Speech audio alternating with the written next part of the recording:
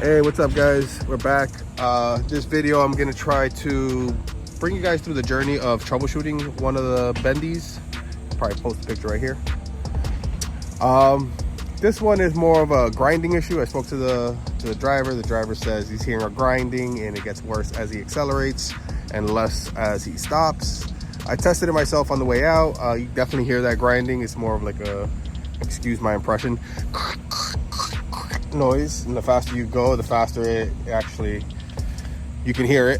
So I'll bring you through the journey of how to troubleshoot these. I kind of have a general idea of what it is, but I'll show you guys what you guys should be doing from beginning to end if you don't know anything about these trucks. Again, this is educational purposes for any other forklift mechanic or professional out there, or anybody that's just curious. Do not try this at home.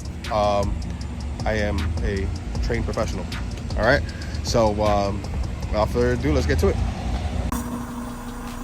All right guys, so the first thing I would do in this situation is obviously give it a little test drive and confirm the claims that the driver said. I already did that on the way out. I drove it. You can hear a bit of a grinding noise. If you pick that up on camera, or hopefully you guys can hear me because there's some trucks backing up and stuff like that. But the first thing I would check for is maybe the gearboxes. So these have two individual gearboxes that control the drive on each tire. So if one is damaged, the other one isn't, you're going to drive, you're going to get a little bit of a grind. But to check that out, you're going to want to turn in one direction or the other. Just for the simple fact that if you were to say turn to the right, your right tire will turn a lot slower than your outside tire, because your outside tire needs to drive faster to allow you to turn. So you would hear that sound a lot more pronounced if you was, let's say, the left one, and vice versa. If you were to do the left turn, the left one will turn a lot slower than the right one. And if you were to hear that grinding noise a lot more, it would be the right one. But that is just your initial test. You're just going to want to check to see if that is the issue. So come with me on this ride and see what you hear. Hopefully you guys can hear above all these trucks and everything that's happening. Hope you can hear me at all. Alright, so we're going to find a little open spot here where it's not bothering nobody. Alright, let's go through the 90-degree right turn. We're going to pivot.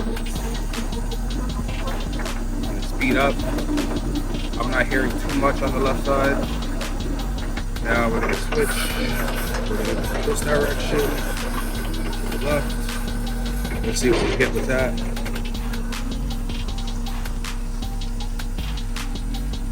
Less noise, but I don't hear the same noise I heard before. So that could be, sorry. That could either be A, the noise is from the gearbox and something just settled, or B, it could be brake pads and just scrubbing. Alright, with that said, we didn't get a whole lot of information on that. Oh, there you go. I hear it more if I go to the right. Let's try the left again. Yeah. Sounds like it's coming from our left gearbox, but let's confirm that. The only way to do that is to just start taking stuff apart, make sure nothing else is interfering, nothing is grinding, nothing is shaving away, nothing is damaged on the inside. If that's the case, then we're going to start pulling things apart. Generally, I would do a gear oil change. This is a maintenance that I'm doing right now as we speak. That'll give me a good clue if I see metal shavings or anything inside the oil. So, come with me.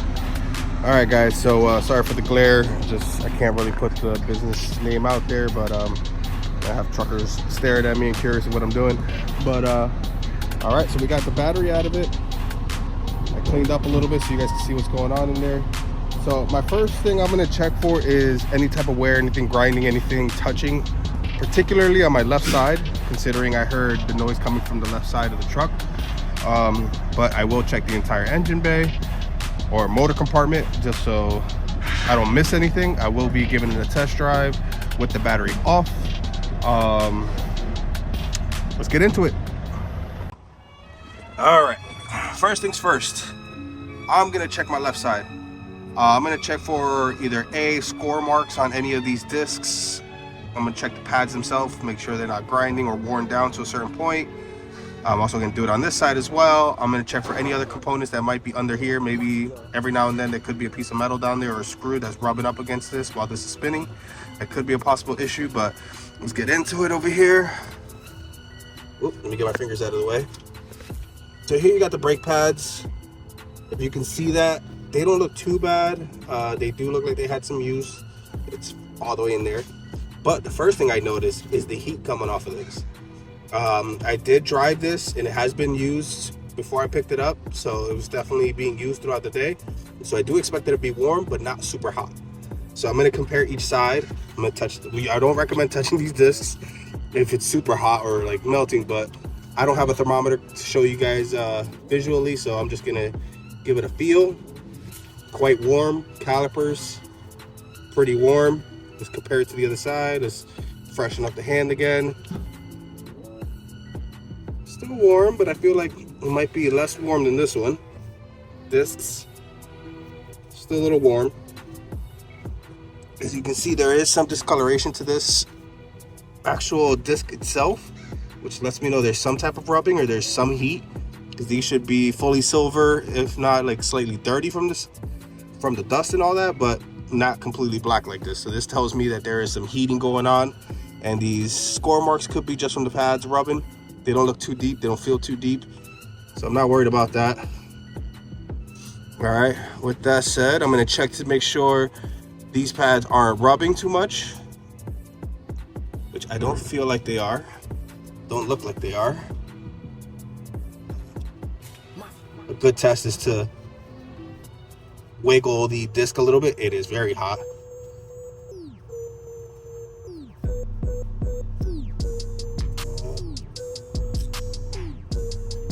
I don't think it's too bad, but it is kind of warm. It just could be from operation. So the next thing I'm going to do is the gear oil change. I'm going to lift up the truck a little bit, take off that tire, and do a gear oil change so I can see if there's any metal shavings inside of the gearbox, or even if there is oil. It could be low on oil, and that's where you're getting that grinding noise. So let's go over there. All right, guys, hopefully you can hear me over the trucks backing up, but let's get into it. Now that you have your tire off over here, you're going to want to position these one down, one up, so that way you can drain the gear oil properly. So with that, you're going to take your 5mm hex head. It shouldn't be tight. Some people do tighten this up a lot. It should not be tight. It should be able to break loose really quickly. Here's the other one. I can't see it from where I'm at. You guys can probably see it fine. There you go. Set the weight real quick. There you go. All right.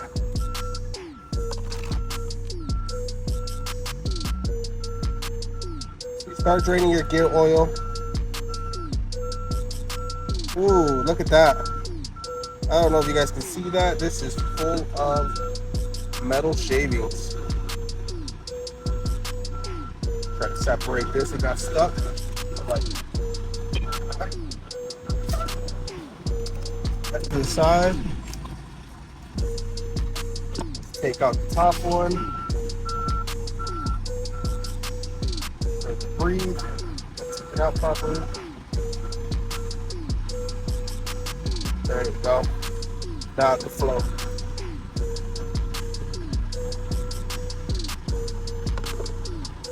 All right. I'll give you guys a closer look here. All right. I don't know if you guys can tell in the video, there's a lot of glitter in there. That's not good. That usually means metal shavings.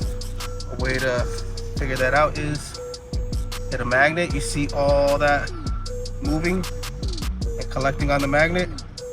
That's metal shavings. That's not good. That tells me the gears inside of here are all destroyed, and that's what's causing a lot of this grinding issue. So problem solved. What I'm gonna do is I'm still gonna do the oil change on this so I can give it fresh oil and get a lot of those metal sediment out of it. But we're gonna recommend to change out this entire gearbox. It'll be up to the customer whether they want to change it or not. I'm pretty sure they will change it. We'll come, remove this gearbox, replace it with a new one, and call it a day. But ooh, not good. You can see that movement. That's a lot of metal shavings in there.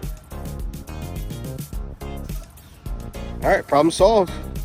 And that's generally how you would troubleshoot something like this, which would be a grinding noise on a Bendi while it's driving. Like I said, start off with the simple stuff. Steer left, steer right, find out which wheel is spinning faster, and if it's making more noise on that side, chances are it is that side.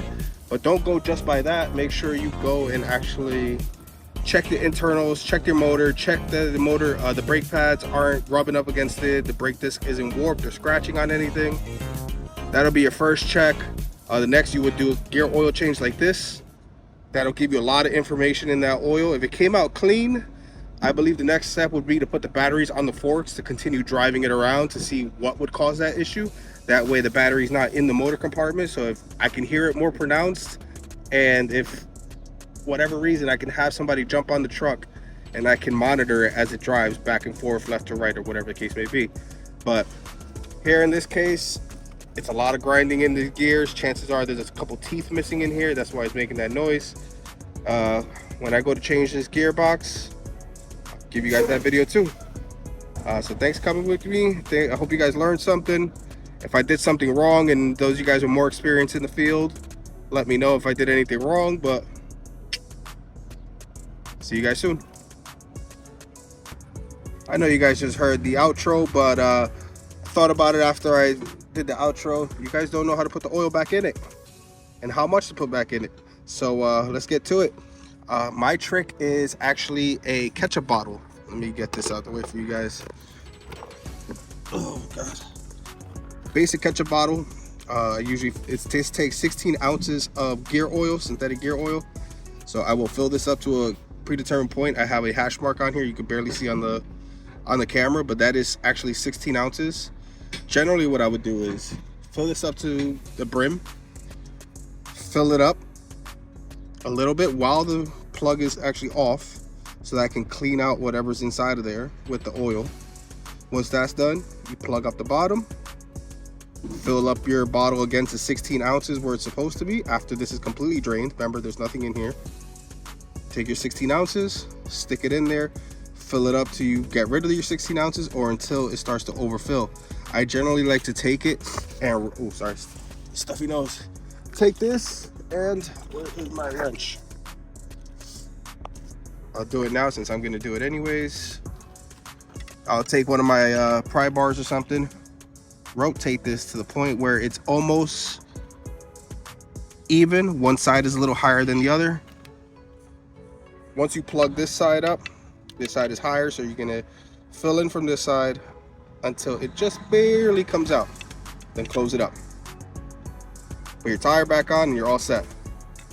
All right, now this is the last time. See you guys soon.